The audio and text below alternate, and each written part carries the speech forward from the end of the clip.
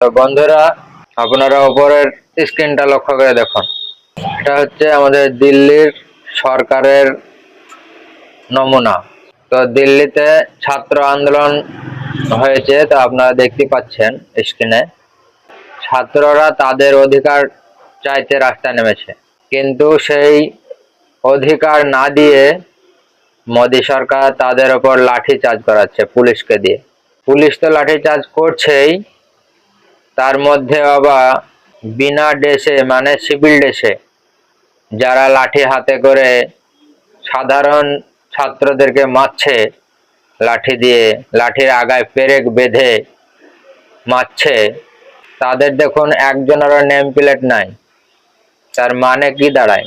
সে তো কোনো পুলিশ নয়, সে তো বজরং দলের গুন্ডা। না হলে তাদের দেশে কোন রকম এইখানে যে নেম প্লেট থাকবে, নেম প্লেট নাই, তার কোনো পরিচয় নাই। তার মানে কি দাঁড়াচ্ছে? এখানে সরকার চাইছেটা কি?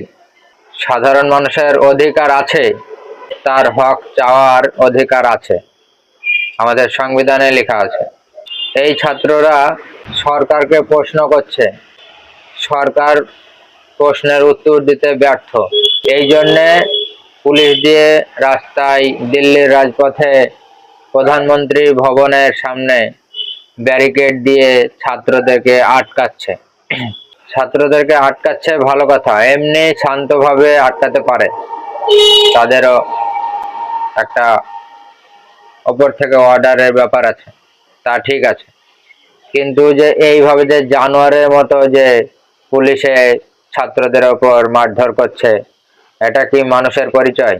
তার ছেলে চাকরির জন্য রাস্তায় নামবে না? যে ও পুলিশের চাকরি করছে বলে ওর চাকরিতেই সারা জীবন কেটে যাবে? তার ছেলে মেয়ে চাকরির দরকার নেই? কিংবা তার ছেলে মেয়ে রাস্তায় নাই বলে লাঠি চার্জ করতে খুব ভালো লাগছে? অন্য বাপের সন্তানরা রাস্তায় নেমেছে বলে তোমরা পুলিশ, তোমাদের লাঠি চার্জ করতে খুব মজা হচ্ছে, তাই না? কিন্তু একটা কথা মাথায় রেখো, ছাত্ররাই পারে দেশকে বদলাতে। যে ছাত্রদেরকে আজ তুমি পুলিশের ড্রেস পায়ে ক্ষমতা দেখে তুমি মারছো, সেই ছাত্রদের জায়গায় তুমি একজন ছাত্র ছিলা। এটাকে মাথায় রাখতে হবে তোমাকে।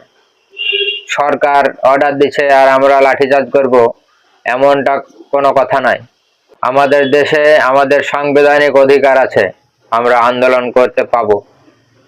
তাহলে তোমার সরকার কেন এত লাঠিচার্জ করছে? একটা কথা মাথায় রেখো, ক্ষমতা চিরদিন কারো